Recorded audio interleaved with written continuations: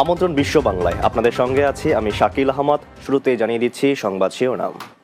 বিদেশে থেকে সরকার বিরোধী অপপ্রচারের অভিযোগে প্রবাসীদের পাসপোর্ট বাতিল না করার দাবি নিরাপদ বাংলাদেশ চাই ইউকের। শুনছিলেন শিরোনাম, এবারে বিস্তারিত সংবাদ। বিদেশে থেকে দেশের ভাবমূর্তি বিনষ্ট এবং সরকার বিরোধী অপপ্রচারের অভিযোগ এনে প্রবাসীদের পাসপোর্ট বাতিল না করার দাবি জানিয়েছে নিরাপদ বাংলাদেশ চাই ইউকে। সোমবার পূর্ব লন্ডনের আলতাব আলী পার্কে আয়োজিত মানববন্ধন থেকে এ দাবি তোলা হয়। আমাদের লন্ডন ব্যুরো চিফ চৌধুরী মুরাদের প্রতিবেদনে বিস্তারিত। বহির্বিশ্বে বাংলাদেশের ভাবমূর্তি বিনষ্ট এবং প্রবাসীদের পাসপোর্ট বাতিল না করার দাবি জানিয়ে নিরাপদ বাংলাদেশ চাই ইউকের উদ্যোগে লন্ডনের আলতাব আলী পার্কে এক মানববন্ধন অনুষ্ঠিত হয়েছে। সোমবার বিকেলে পূর্ব লন্ডনের আলতাব আলী পার্কে এ মানববন্ধনের সংগঠনের সভাপতি মুসলিম খানের সভাপতিত্বে ও সেক্রেটারি তাহমিদ হোসেন খান ও সহ সেক্রেটারি আরিফ আহমদের যৌথ পরিচালনায় অনুষ্ঠিত হয়।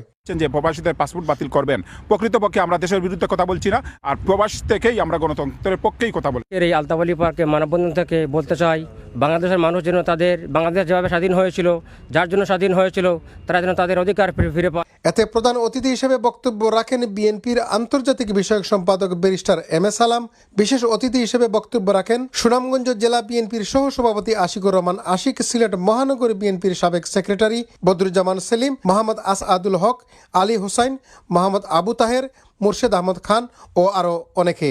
বিশেষ যৌক্তিক কারণ নিয়ে আমরা এখানে দাঁড়িয়েছি আন্তর্জাতিক পরিসরে ন্যায় বিচার সুশাসন প্রতিষ্ঠার লক্ষ্যে যাতে আমাদেরকে সহযোগিতা করেন। আমাকে দাঁড়িয়েছি এখানে আন্তর্জাতিক পরিমণ্ডলে আলতাব আলী পার্কে একটাই দাবি আমাদের, 30 লক্ষ শহীদের রক্তের বিনিময়ে 2 লক্ষ মা বোনের ইজ্জতের বিনিময়ে অর্জিত বাংলাদেশ, এই বাংলাদেশের স্বাধীনতা, সার্বভৌমত্ব, বাংলাদেশের মৌলিক অধিকার যাতে অক্ষুণ্ণ থাকে।